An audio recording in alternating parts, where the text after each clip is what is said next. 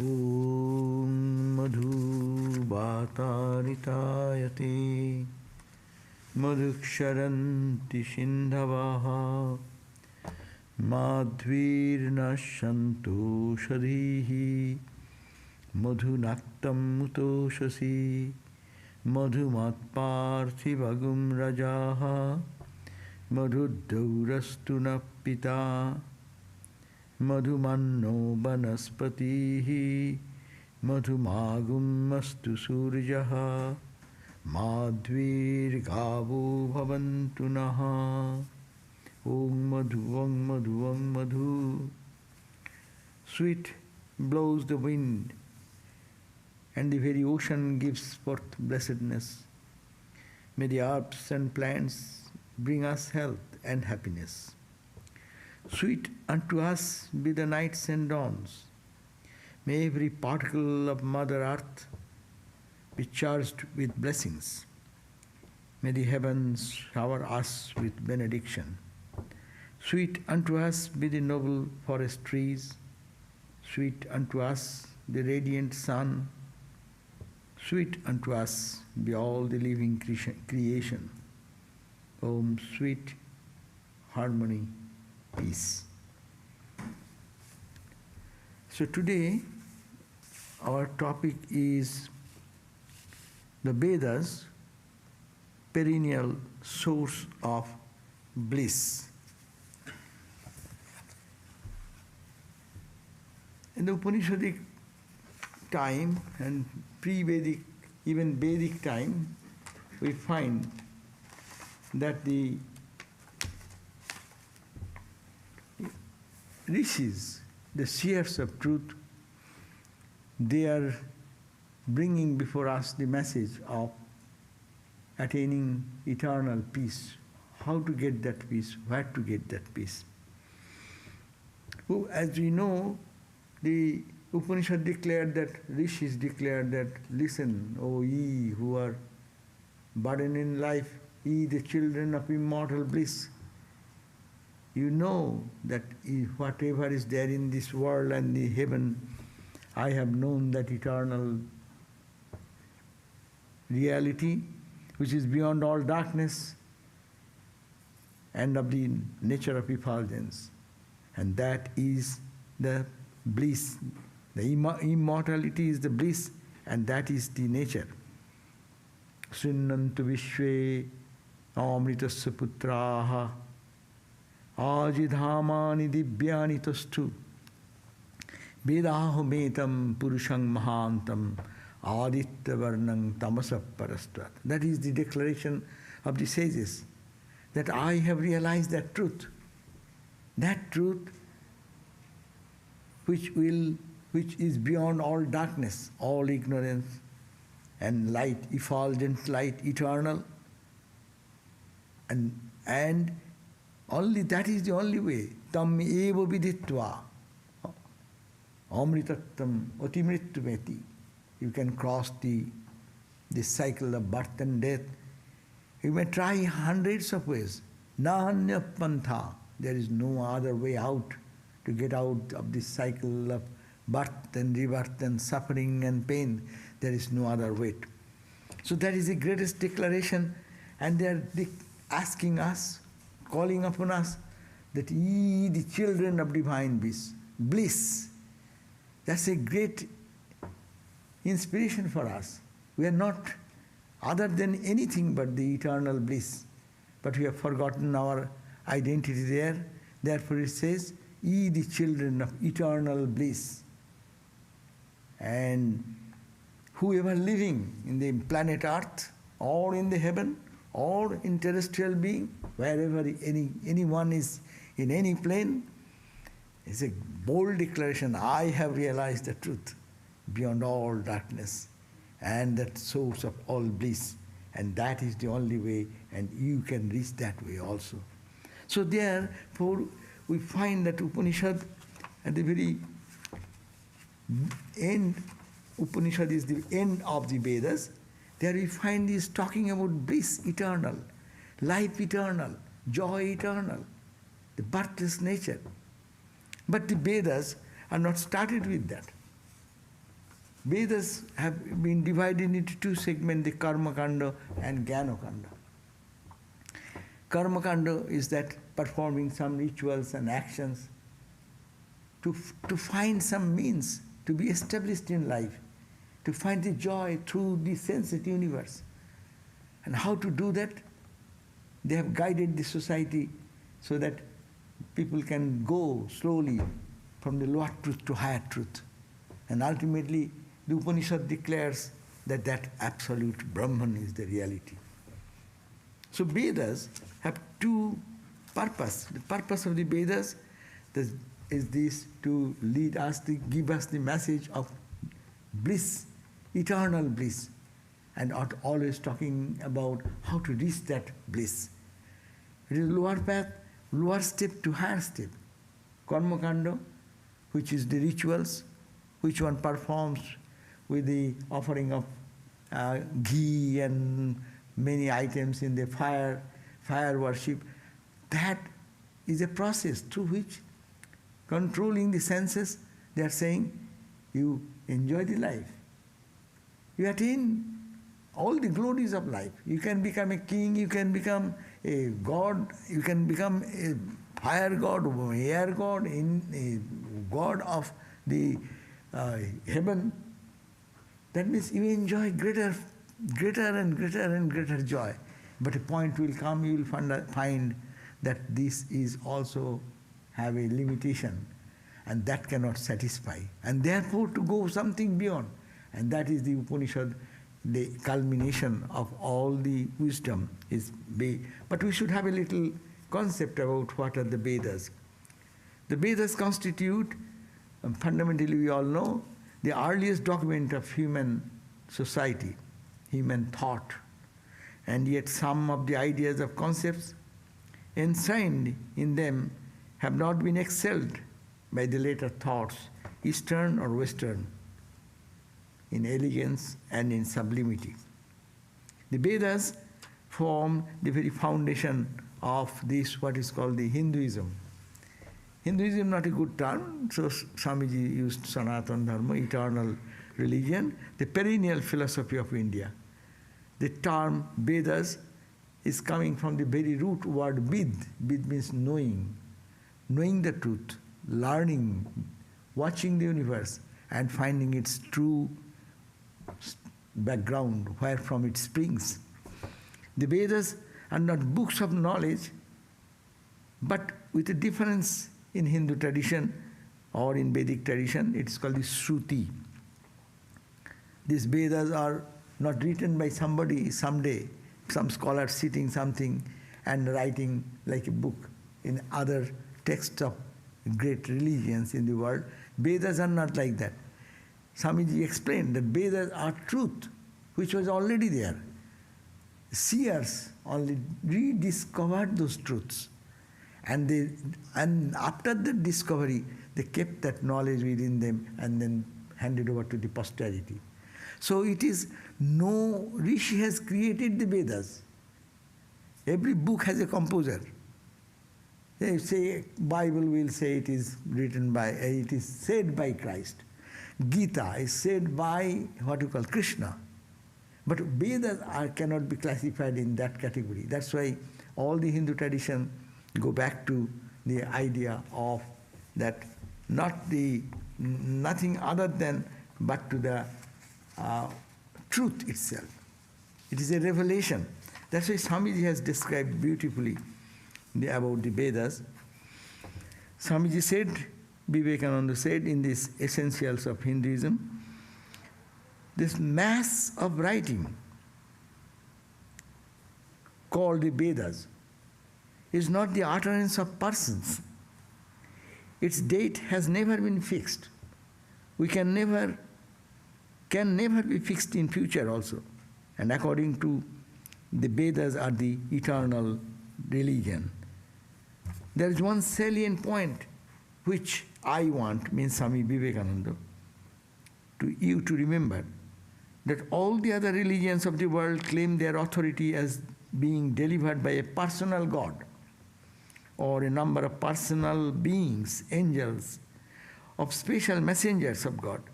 onto certain persons. While the claim of the Hindus is that the Vedas do not owe their authority to anybody, or they are themselves are the self-authority. The Vedas are the authority. It is eternal truth, is revealed in the heart of a pure soul, and they only describe that, and it is eternal property for everyone in the universe.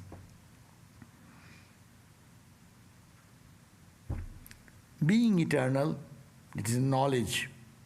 They were never written, never created, but they have existed throughout the time, just as creation is infinite, eternal, without beginning, without end. So is this knowledge of God that is mentioned in the Vedas, without beginning and without end. So Vedas are also infinite, revelations are infinite, and that is not composed by any person, but it is only the truth, what they have expressed, and they retained it, and that has been handed down to us. And this knowledge is what is meant by the Vedas. The mass of knowledge called Vedanta was discovered by personages called rishis. Therefore, the rishi is defined as the mantra drashta. The rishis, who are these rishis, means the seers of truth. They have seen the mantra drashta, the witness. They have witnessed the mantras. That means these mantras were revealed in their pure heart and in mystic vision. A seer of thought. Not that the thought was his own. It is not he has created that thought, and he is not expressing through your intellectual understanding or expression through our writing, as we write books, through our intellectual understanding. But it is not, there is no media, no mind, no intellect, but it is facing truth to truth. Whenever you hear that a certain passage of the Vedas came from a certain rishi, never think that he wrote or created it out of his mind. He was only the seer of the thought which already existed. It existed in the universe eternally, and it's now even. This sage was the discoverer. The rishis were the spiritual discoverer. Beautiful term he has given. It is a sign we can understand it in the language of science, that it is a discoverer. Discovery does not mean you create anything. You only know what is the mechanism. Gravitation is a discovery. Gravitational force there is. It is a discovery. Not that it was created by anybody. So this mass of writing that they call the Vedas, they are principally divided into two parts. One is called the karma kanda, another is called the jnana kanda. The work portion and another is called the knowledge portion. That means one is the ceremonial portion and another is the spiritual portion. So that is the thing we find, that whenever Vedic yajna we find, no? It is a huge ritual. It is ceremonial. You have to perform one after another by step, following one step to the other step. And what is the net result? Net result will bring you your desired goal. You want to be a king? You can be a king by performing yajnas, no? You want to bring rain? Yeah, you can bring rain. But you have to perform the way particularly prescribed there, and this is for bringing joy in life of human being. So that is also not ignored in the Vedas and the Vedic culture. People can start searching that joy from any level, any strata, according to their own mental development. So this ceremonial and spiritual two segments. The work portion consists of various sacrifices. Many sacrifices in the past, but they are no more now in practice. Many are lost because they are also irrelevant for us today to know those things. Society has changed. So, but there have been still some are there. Sometimes you hear that there is a temple inauguration going on, some Vedic yajnas is going on in our India, in different places where the new Ramakrishna temple comes up. We call the Vedic experts, those who know how to do the rituals and mantras and special mantras, special incantations and all this. Very elaborate thing. It takes rigorous effort to make it right. And then the result comes. So it says that these various sacrifices, most of them of late have been given up as no practicable but there is no, most of them of late have been given up as not practicable under present circumstances. But others remain in the present day in some other form. The main idea of karma kanda, which consists of the duties of man, the duties of a student, duties of the householders, of the recluse, and various duties of the different stations of life, are followed more or less down to the present day. So that is the karma kanda still valid in our life. If we look at the Vedas, and they guide us what should be the duty of a student, what is the duty of a recluse, or what is the duty of a parent. So all these are defined there. But the spiritual part, which is our main consideration, is the religion, is the second part, the Jnana Kanda, and Vedanta, the end of Vedas, the gist, the goal of the Vedas. Now we know Vedanta, so that's why you are here. And Vedanta actually talks about the ultimate eternal truth, and that truth is the eternal joy. That truth is the eternal blessedness. The essence of knowledge of the Vedas was called by the name Vedanta, essential nature, essential teaching, which comprises the Upanishads. Upanishads are the foundation of all the culmination or experience, the highest experience of that. And there we find the whole Vedic literature and the Upanishadic literature is replete with the thoughts of talking about bliss, eternal life, eternal joy, eternal, timeless, spaceless reality. And all the sects of Hinduism, whether you are a dualist, Swamiji said, or a qualified monist, or monist, even the Shaivites, the Shiva followers, Vaishnavites, those who worship the Vishnu, God Vishnu, Shaktas, those who worship Holy Mother worship, Sauras, Ganapatas, they are Ganapati. Each one of them that dares to come within the fold of Hinduism must have to acknowledge this Upanishad or the Vedas. They can have their own interpretation from their own perspective, some Vaishnava perspective, Shakta perspective, from the perspective of Ganapati, or from the perspective of the Sauras, these sun worshippers. But they will have to accept the authority of the Vedas to prove their experience as valid, and must obey their authority. That is why we want to use the word Vedantist instead of Hindu. Swamiji wanted not to talk about Hindu. Hindu means, yes, it means like Hindu is another group of people, like any other religion. But it is not, Hindus are not this in this sense. We are not Hindus, we are Vedantists. That Swamiji wanted to express this idea. Or we are all followers of Sanatana Dharma. That means eternal religion, which gives us a special understanding about us also. Otherwise, we say, whenever Hinduism is stamped out, Hinduism means as if another sect with a definite founder, with a definite book and definite teaching. That's why people get confused when they come into Hinduism. How many gods are worshipped? How many books are there? What everyone claims this is true, that is true. What is that truth then? But actually, it is very scientific. But to understand, it is eternal religion. It fits the need of everyone. So, and it takes us to the path of eternal freedom and eternal joy. All the philosophers of India who are orthodox have to acknowledge the authority of the Vedanta.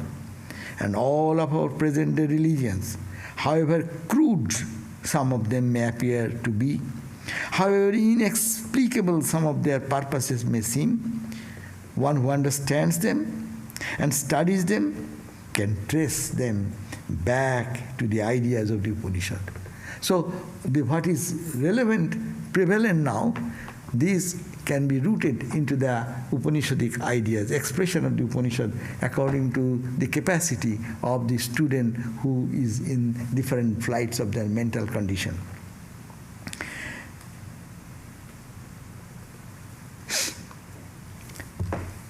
So deeply have the Upanishads sunk into our race that those who study the symbology of the crudest religion of the Hindus will be astonished to find sometimes figurative expressions of the Upanishads. The Upanishads become symbolized after a time into a figure and so forth. So great spiritual and philosophical ideas in the Upanishads are today with us, converted into household worship in the form of symbols. Thus, the various symbols now used by us all come from this Vedantic idea, because in the Vedanta they are used and these ideas spread among nations and permeated it through until they become part of their everyday life and symbol. So that was the Swamiji's idea about this Vedas and this Vedantic wisdom. So Vedas are, as we said, that it is called, Upanishads is the end part of the Vedic literature, but Vedas are to guide the humanity, and the goal is to reach bliss. We are born as human beings, no? We are all running for one thing: joy, joy, joy. Joy, joy without suffering. Relentless joy. Bliss, continuous joy. That is the goal. And we are all searching. But we all want that joy through our sensate experience because it gives immediate joy, immediate feeling of some pleasure. When the sense objects touch the senses and the mind gets attached to it, that joy brings us immediate perception that there is some joy, as if the whole universe is permeated with joy, and we can grab that joy. But alas, we find that it gives us joy for such a split second, it goes away, and then we search for that joy again. And endless is the endeavor, and then one day we get frustrated and we said, enough. So let us find it in some other way. In the Upanishad it says, all the Upanishads, one by one if we go, they are talking about ananda. In Taittiriya Upanishad, it says, ananda atma brahma puchchang pratishtha. It says, it's a part of the Upanishadic, Taittiriya Upanishad part. It says that it is all ananda. Ananda is the Atman. Bliss is the Atman.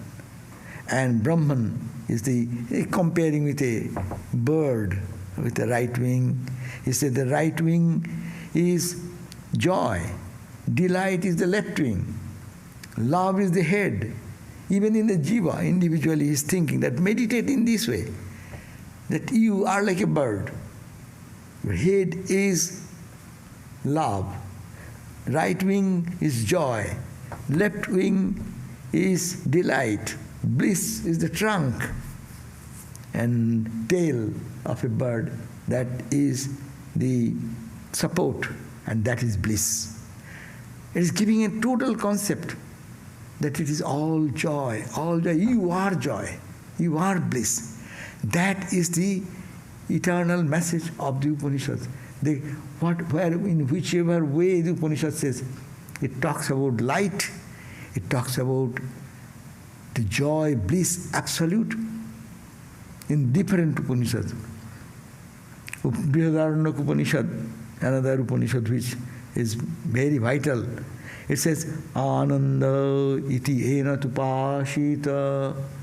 Whatever you look in this universe, they talk about the ultimate truth. There is no argument. Here is no reasoning. You are not to reason. Reason is a lower level. Upanishad concludes here that it see God. See the bliss. It is bliss everywhere. Why don't you see that? Rabindranath Tagore, the recent sage of the time, he said, Anandadha, Anandadhara, Bahiche Bhuvane. In this whole universe, a stream of bliss is just flowing. Just catch it, see it. That's why the Upanishadic statement is that the rishis are seeing that, experiencing and expressing that in the language, human language, though it is not adequate. Human language is not adequate to express that inexpressible. But we get a glimpse of that because we live in the world, and when you see such people describing that, they're talking about that bliss permeated everywhere. We understand thousands of years ago when these rishis have discovered this truth. And they are talking about ananda. Ananda iti enat upashito. Whatever you see, whatever you feel, whatever you perceive, it is ananda, it is ananda. They say that sun is touching your skin. It is love, God's love. We can feel that when it is winter, not in the summer. But he also says, when in the summer you feel the cool breeze, it is the love touching. So to feel that, experience that, it is ananda everywhere, only to develop that mindset, to purify. And that's why comes the karma kanda, which is very essential to step by step take us from one level to another level, so that mind becomes purer and cleaner and cleaner. And as the thick cloud runs away, what happens? The sun is there. Sun comes out. Sun is not created. Sun was there. We rediscovered the sun when the cloud of dark veil of ignorance which separates me from that sun eternal, which I am the sun, but I am the sun really. In scientific way, we are all sun, no? This wood, this fire, this body, the 5 elements, everything is coming out of the sun. So we are that, but we do not know. But the cloud, thick cloud, when it gradually goes away, and a little more light and more joy. That's why Ramakrishna gave the example, the 3 types of ananda: Vishaya ananda, Bhajana ananda, and Brahmananda. That ananda is the only factor, everywhere, permeated. And that is the call of the Upanishads, call of the Vedas. But that ananda comes to us through Vishaya, senses and the sense objects. That is, we all experience that. Second category is that Bhajana ananda, when we are singing songs, we are praying and we are meditating, we are doing something, we get a little inner joy. And that is lingering joy, more than that of the sensate experience. So, and then, if that's all the doubts and clouds are gone, then the sun shines in its own glory. Then that is called the Brahmananda. So, 3 levels of ananda. But ananda is the only one.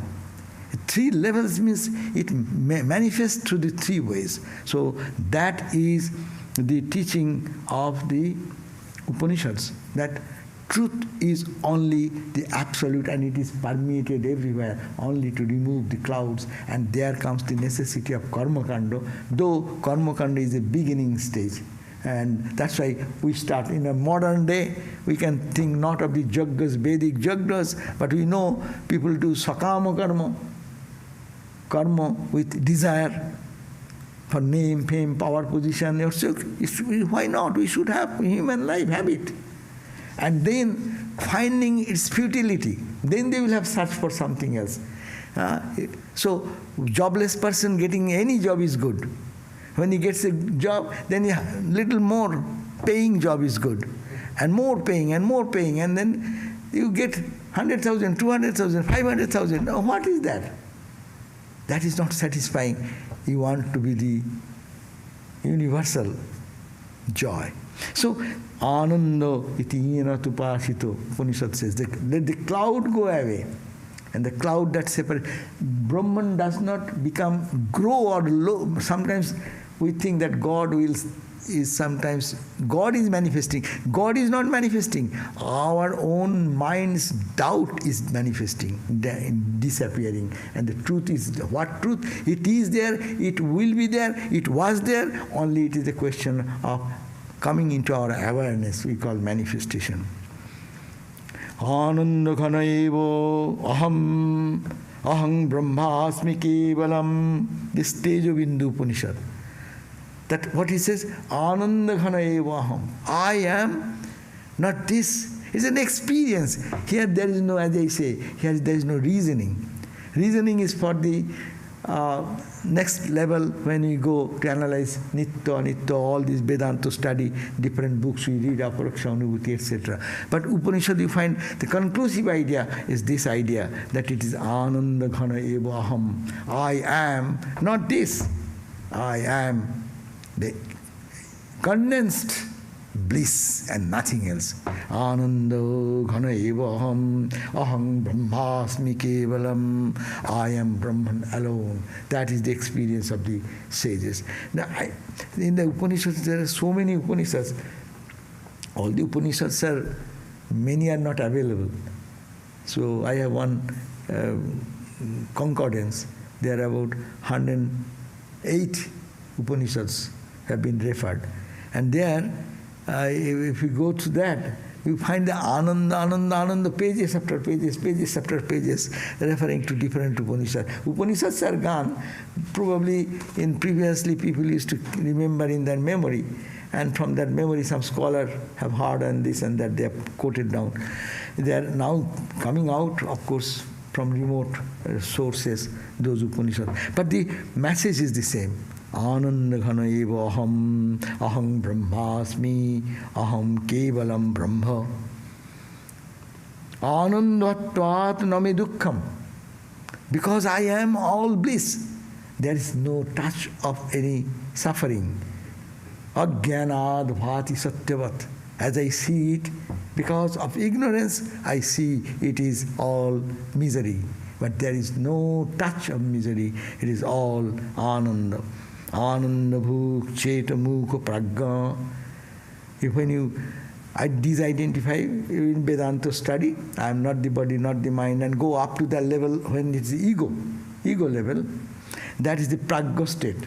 And in that state, cheta mukha, your mind is focusing to the consciousness, eternal consciousness inside. And that is the place where we can enjoy the bliss. Ramakrishna used to stay in this platform, in this particular state called Bhavu Mukha. His face is enjoying and the threshold of the absolute and the finite. So that the Upanishad is mentioning. See, if we read this and we match with Ramakrishna, Ramakrishna revalidated all these experiences. Here he says, Anandabhuk Chetamaya Pragga. It is just a word for us. What is that state? It is the state of that knowledge, a state where you are enjoying the bliss of the Absolute. You are still, your ego is there, little trace of ego is there, but you are enjoying the infinite blissfulness. So it says that Ananda, bhuk means enjoyment. Enjoyment of Ananda, absolute joy, focusing your attention, mukha means face, facing towards chit, the consciousness.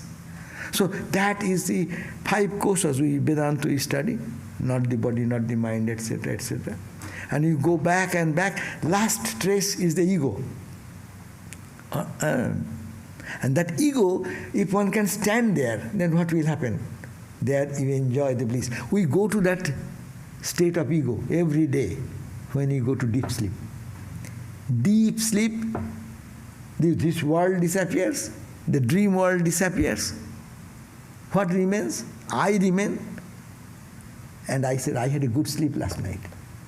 And that's very happy. You know, if one does not get sleep for a few days and get one touch of that sleep, that means it can stand on that platform, all the last state, where there is beyond, there is only light and effulgence, as if some screen, deeper, thicker screen was making me not feel the light at all, and it goes closer to that light and you can feel the touch of the heat, touch of that awareness. That's why every day the sleep is the condition where we meet our essential nature every day. But we don't change. Why? Because we are ignorant. We go ignorantly there. Now, if we can make our meditation and spiritual practice and consciously move step by step, you are not sleeping. You are aware. You are of the body awareness, forget the body. If be aware of your energy body, forget that. Go inside, you are the mind, no vagaries of the mind, all the rambling of the mind is gone. Get out. You are staying in your understanding about Brahman. Go back. You are only. If you go this way, then you reach Samadhi. But we go every day to that state. But there is a veil of ignorance. That's why we come back the same old person with old suffering and pain. But we feel that there is something which is ananda, which we don't get through any. What is the source of that blissfulness? That's the Vedanta gives us, and Upanishad giving the hint. That is our real nature. You get there every day, but not knowing that that is your own nature. So that's why your ananda book, you can enjoy that ananda, focusing your mind to the consciousness inside, and that is the state which is called the prajna state, not merged yet, a little trace. And that only holy people, special people like Ramakrishna can stand there and enjoy that bliss and then report to us. And others, like Ramakrishna's story, the 3-4 friends were moving and they are going and they found that a huge laughter and joy is going on somewhere on the other side. So the friends said, what is going on the other side?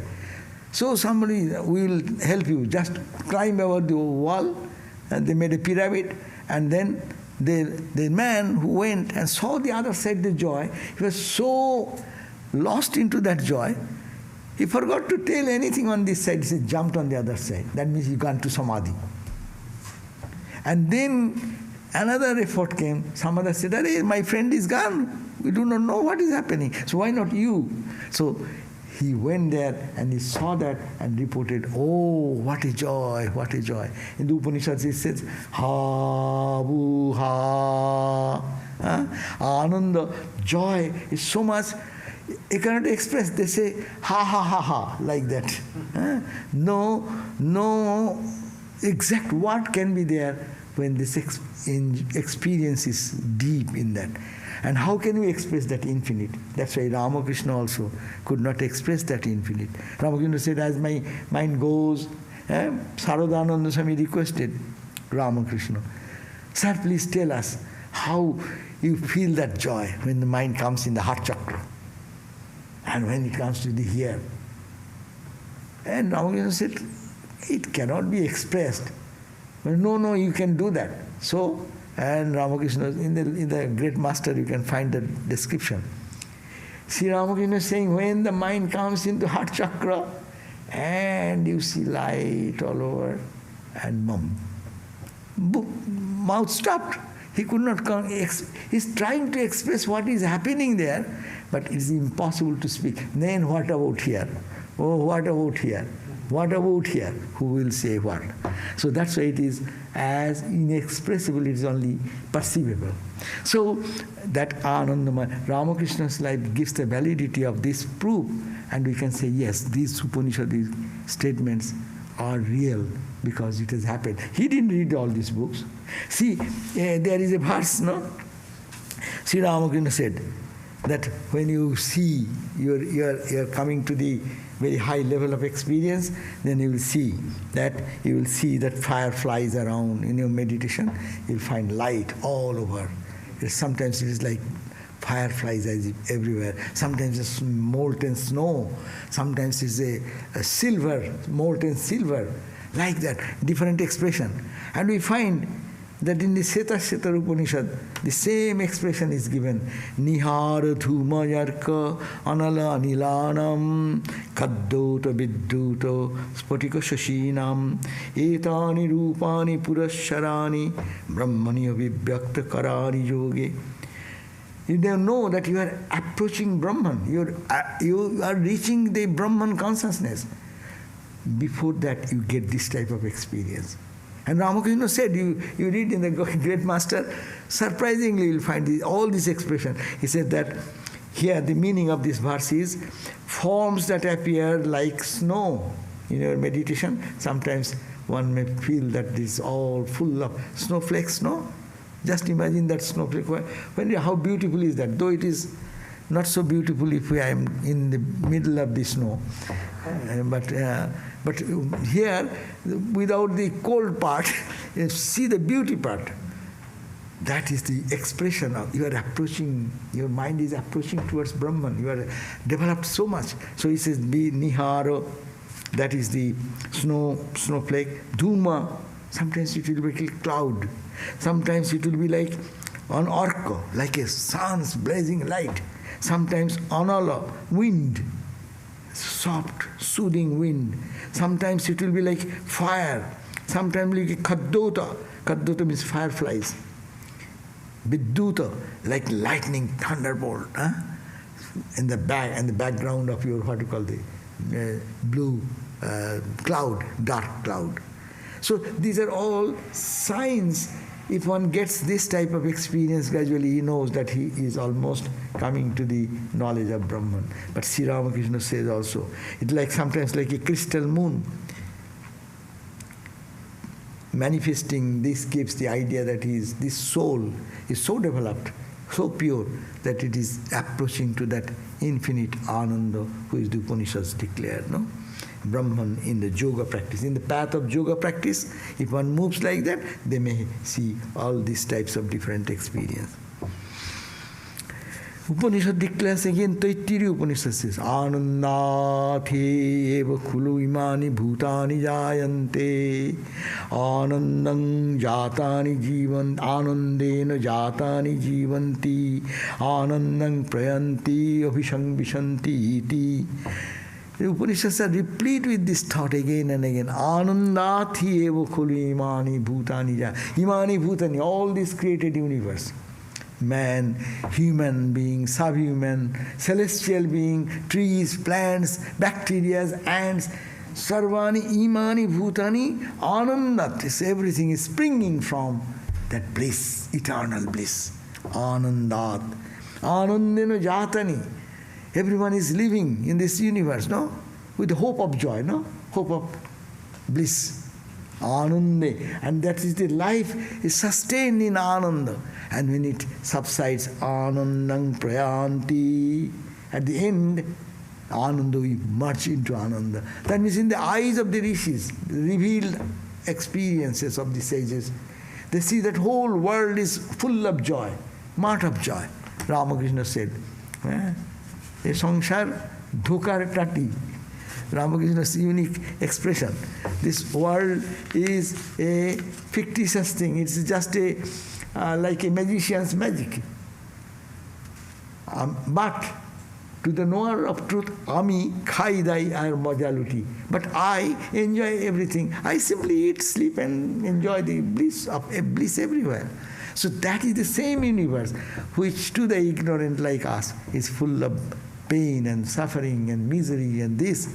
To the person who is awakened, that is, he says, ananda. Everything is springing from ananda. It is standing on ananda. It is setting in ananda. It is playing. All this drama is going on in ananda. Ananda's flow of ananda in different names and forms. So that is the experience. Ananda rupam amritam jad vibhati tat pashyanti. Mundaka Upanishad.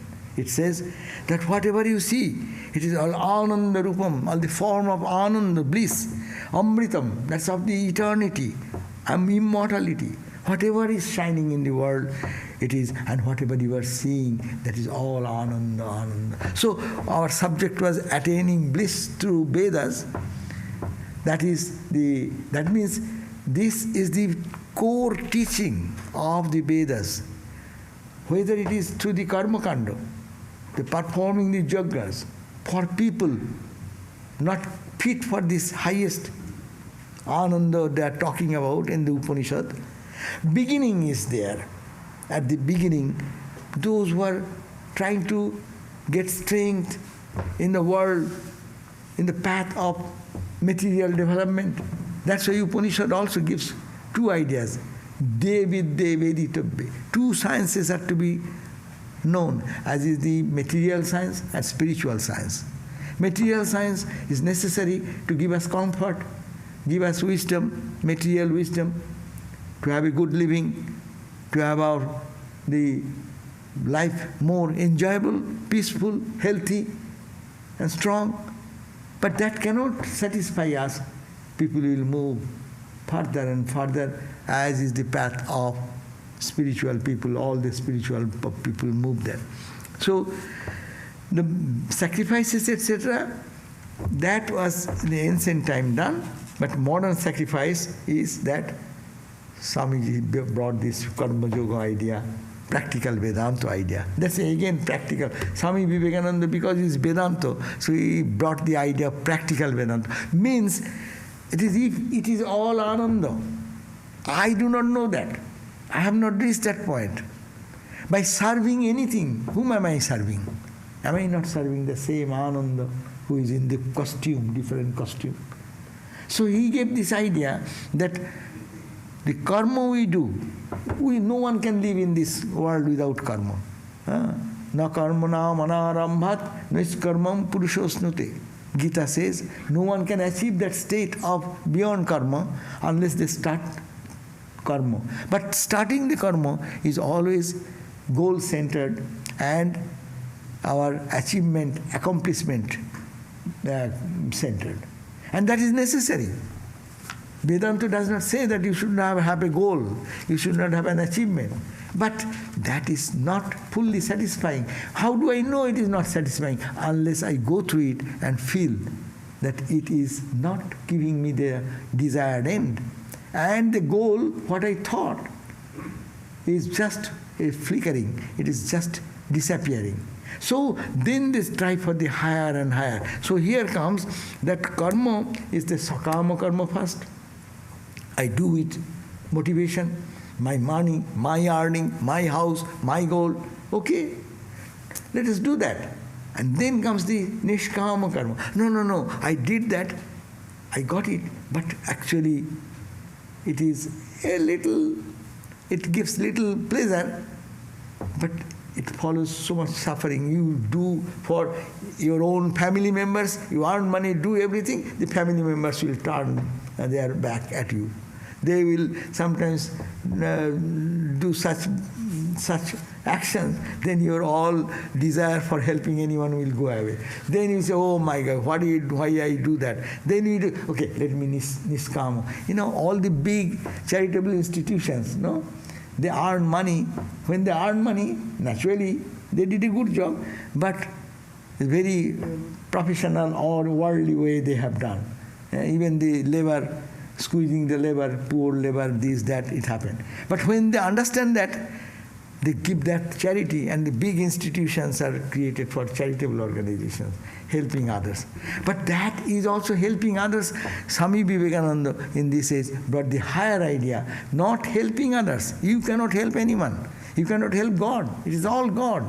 It is all in different costumes. Therefore, do the service, seva or service. That is the idea. I am serving God. I am serving the Atman. I am serving myself. What is here? If that Ananda, Satchidananda, there is the same Satchidananda everywhere. Even the crawling worm to the highest God, to the human, to the subhuman, everywhere. So the whole life can be transformed in this way. And then service can lead to the ultimate unity, which will lead to this Vedantic understanding of oneness and unity. So this is that Vedic literature. We are no more very much familiar with the Vedic karma kandas, the rituals and all these. It is not necessary. It has transformed. It has taken a new format. And this is the format where, again, the Vedic wisdom has been given to us to all for joy. Everything for joy. Whatever we do, consciously or unconsciously in our life, we are all doing, either we get some joy or we are thinking that we shall get joy in future. So ananda or joy is the criterion of our very life, our every breath. We cannot breathe a moment without the hope of joy, or I am in joy, or I will enjoy. I will reach that state of perfect blissfulness. So that is the cry, that is the call, and Upanishads and Vedas always direct our attention to that. And through different, sometimes through the ritualistic karma, or to the jnana path, analyzing and finding the philosophical perspective of life and finding the truth in everything. So this is the Vedic wisdom. We can quote more. We see in the Narayana Sukta, and we can find Sri Sukta. These are part of the Vedas. There we find in the Sri Sukta, they are praying to different gods and goddesses, Mother Lakshmi, and asking me, give me money, give me wealth, give me prosperity, like that. And you see, Narayana Sukta is talking about the seeing Narayana and everywhere. It says that Sahasra Shirsha Devam, God is residing in millions of heads. It's all God, it's all Devam. Vishraksham, all the whole universe is filled with that reality. Vishwa, his eyes are millions, his hands are millions. So this is the whole universe.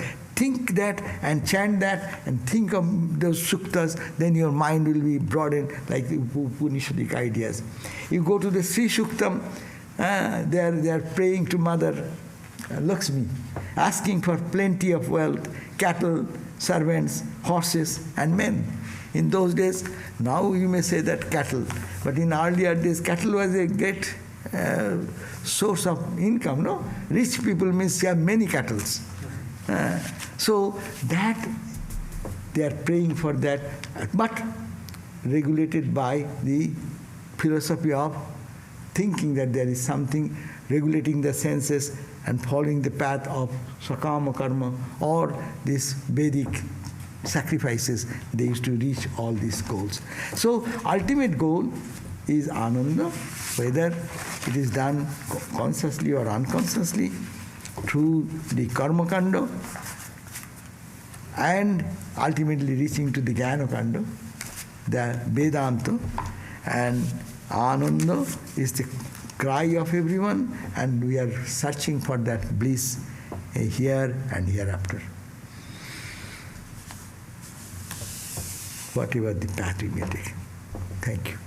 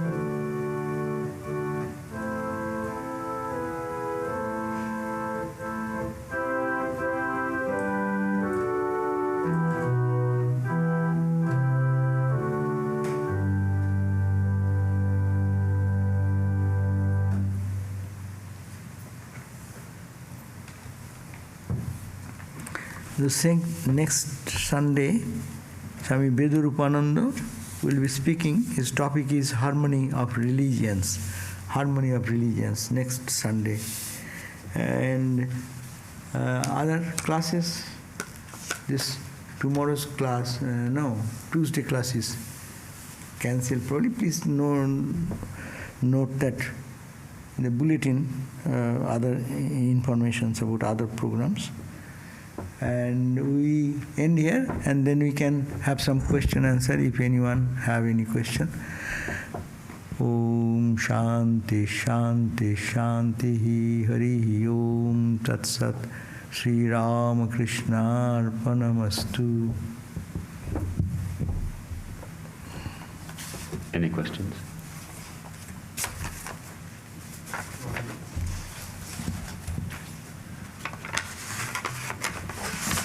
Swamiji, the Chaitanya Deva or Adi Shankara, they all kept a trace of ego of service or ego of knowledge or ego of devotion. Why would Sri Ramakrishna tell young Naren that he should dive into the nectar when Naren also said he just wanted to sit at the edge and sip? It seems like Ramakrishna is saying the consummation of life is tasting sugar, not becoming sugar. So why does Ramakrishna encourage us to be absorbed into Nirvikalpa Samadhi? Ramakrishna's life is a unique life, which is where you can find all the levels of experiences getting manifested in his life. How to sit on the edge and enjoy the eternal bliss. That's a very difficult situation. Ordinary people cannot stay there, excepting avatars. Sri Chaitanya used to enjoy the bliss, holding them back from Samadhi. But he could not. Sri Chaitanya used to go to Samadhi, singing, dancing, and this bliss and talking, sing some lines of the song, and then suddenly the words are falling, and he is in Samadhi. Ramakrishna, exactly like that. He is trying to, because he has come as a purpose. He has come as a purpose to prove that God is ananda.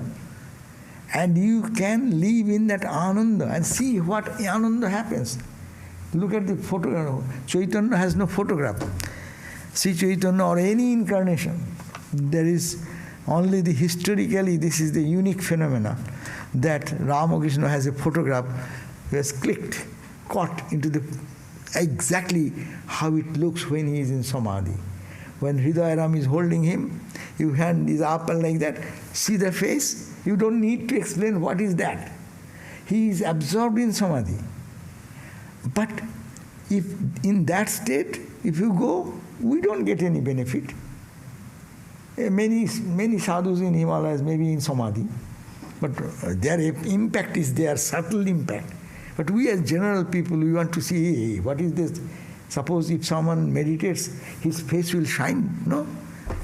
If you see me coming out of meditation with an angry face, then you think that what I meditated. So similarly, if we see Ramakrishna, the full of joy, when he comes out of that, then we understand, wow, you need not have to tell there is joy. But as you said, Swami Vivekananda wanted to be in Samadhi. He did not want to come to in this plane of duality. He was in the what you call the Saptarshi. He was a sage in the high heaven above the gods and goddesses level. Ramakrishna expressed, no? His mind went shooting up in spiritual journey, and he saw that gods and goddesses are on the both sides. He crossed those regions, his mind went up and saw a plane of almost non-dual entity. Ramakrishna's own words. And there 7 sages are perpetually established in the Samadhi. They are waiting for the good of humanity. They may be called. It's God's will. So they keep their body for the will of the ultimate good of the humanity. So Ramakrishna went and embraced like a child. And the sage Swami Vivekananda, then Naren Rishi, opened the eyes and consented he will come back. But he came back, but his mind is not settled here. He wants to be in Samadhi all the time. That's why he does not want. But Ramakrishna said, no, no, no, where shall you eat? Then he said, I will sit on the edge. And that's true. If the honey bowl is there, and if someone wants to drink the honey, if you from the edge, we can enjoy the honey. If you go in the middle, you will be stuck and dead. Yes, that is the death of the material life. But you are awakened in the spiritual life. To give that concept, Swamiji said that I will sit on the edge, otherwise I will die there. Ramakrishna corrected that no one will die there. If you dive there, you will get your eternal life. But the point is that he wants to bring him back to do the mother's work, to do the good of humanity. That's why to keep the mind little away is the purpose of the holy people. They keep their mind away from that absorption. Thank you so much. For the rest of us, that would be... We can see that there is joy. As Ramakrishna gave the example, that there are people who there's a mart of joy is going on the other side. This ananda, absorbed ananda, samadhi, full of bliss, nothing else. And we are suffering all these things. What is going on the other side? Some people have the power to resist, not to get merged into samadhi. And the second friend, when he saw the joy and reported, oh, here is beautiful singing, dancing, this, that going on. So he is reporting back for the good of us. So that's why these two states. But for ordinary Jivan Muktas, those who are realized soul, seeing their life, we call saints, how much we get benefit by seeing them itself. So this is essential for the good of humanity.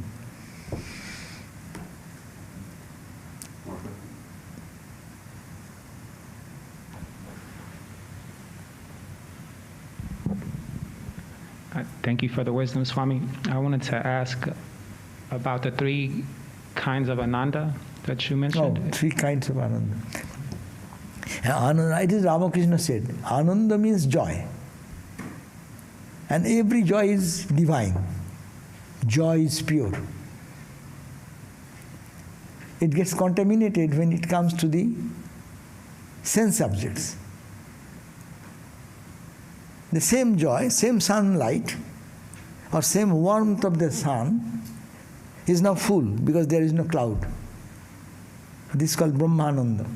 You feel the full warmth of that reality, the full bliss of that, and you get merged into it. Now, little cloud, to the patches of light and cloud, you can see the sun. That is bhajana ananda. Bhajana means you're singing, praying, meditating, repeating the holy name. There is a great joy. And that joy is much better than the sensate joy, sensate experience. Suppose sensate experience, I like ice cream and I took ice cream. Ice cream touches my tongue and I say, wow, wow, okay? But after that experience, then what happens? As soon as tongue, it goes down here. It's a memory. Experience is a memory. That is the problem of Vishaya Ananda, because it is coming through the contact of the senses, sense objects, and the mind.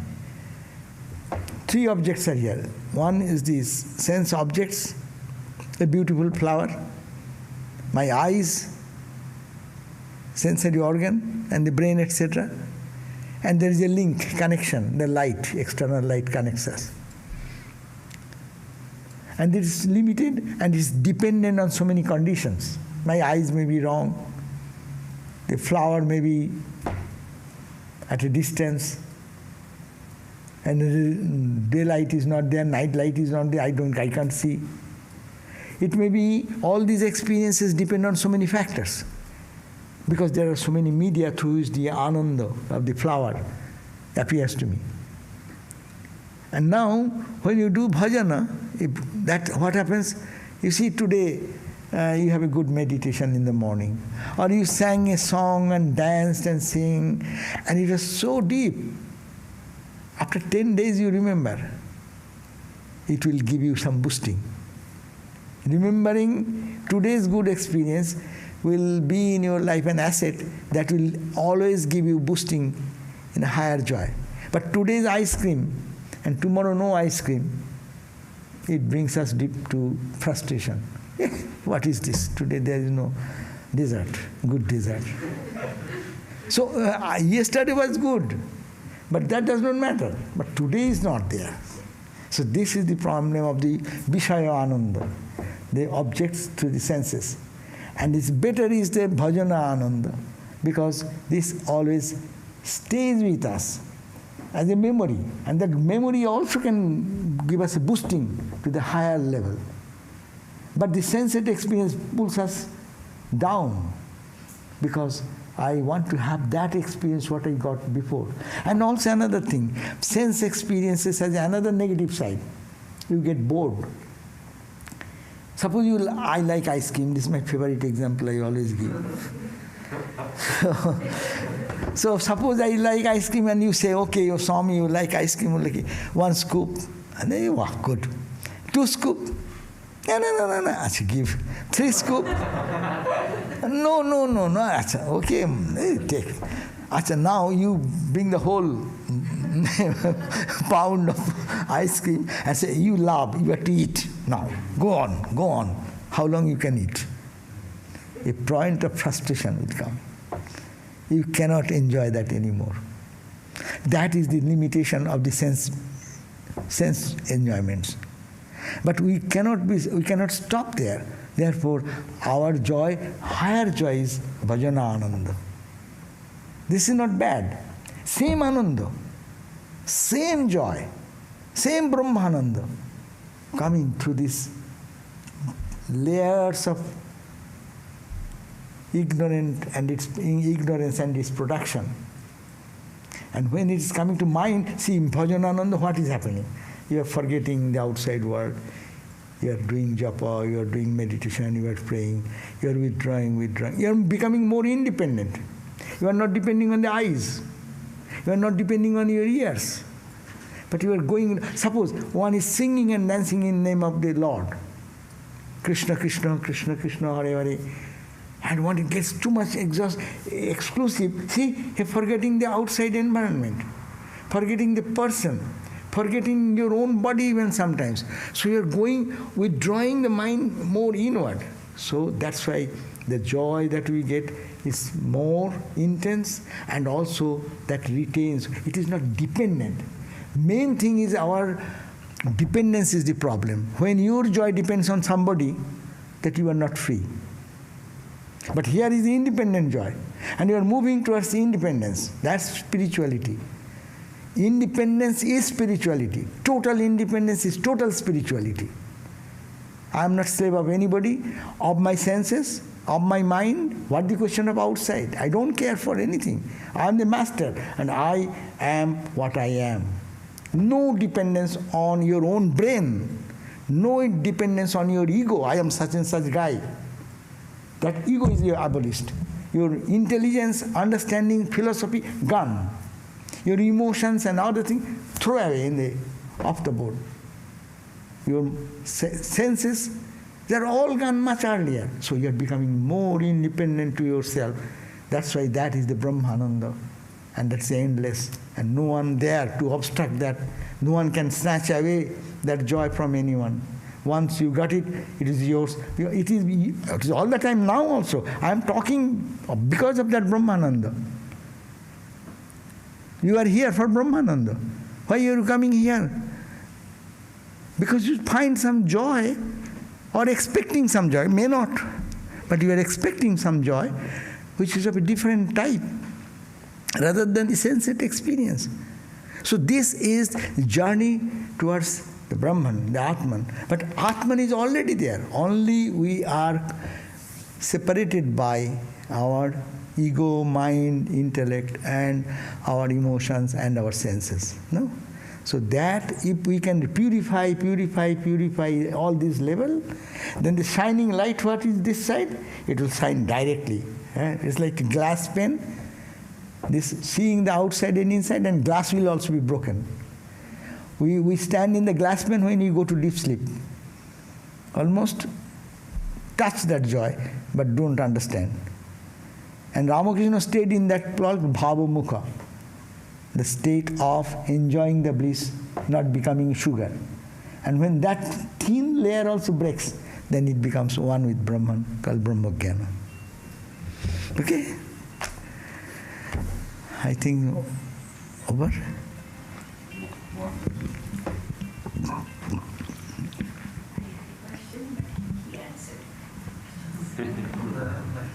There was one or two from the YouTube. Oh. Do you want to hear it? Quickly. Freedom Song asks, joy without suffering? Yes, please. But what about when someone's back is in excruciating pain? Mm-hmm. Is that the ananda too? Yeah. Yeah, ananda, and really everything is ananda. I have an expectation that there will be no back pain. I am having the back pain, I am feeling it is pain. But pain and joy are only degree of manifestation. Night and day is only degree of the light is everywhere, but the intensity of light, what is now the wavelength, which is now my eyes can catch, when it cannot, I say it is dark. My expectation of joy is that a good health, but the body is not giving me that joy. But there is joy. Lower degree of joy. Why lower degree? My body is, I am bound to my body and body consciousness, and really it is in the realm of duality we live. This is real for me, this body is real for me. If the body is real, then body's pain is real. And it is severe pain or intense pain or less pain. That is also true. But we are talking of that. Forget the body. Suppose doctor give me some injection, and my body pain I can forget for the time being. Pain will be there, but I don't feel it. So it is all because of our acceptance of the body itself. And body, I accept it. Naturally it is true. And really, I eat, I sleep, I feel joy, I feel pain. Because I am the body. If I am not the body, what is the question of the feeling pleasure or pain? And pleasure or pain or happiness and misery are only relative terms. See, a billionaire, his understanding about happiness, and a person who is in the street, his concept of pleasure and pain is different. My concept of pleasure and pain is different because we live in different mental state. So that is the point to understand that yes, it is difficult, though philosophically we can say it is there is joy but less manifestation. That's why we don't like it. Last question from Dr. Arunamoy. Yoga talks about realizing Brahman through experience.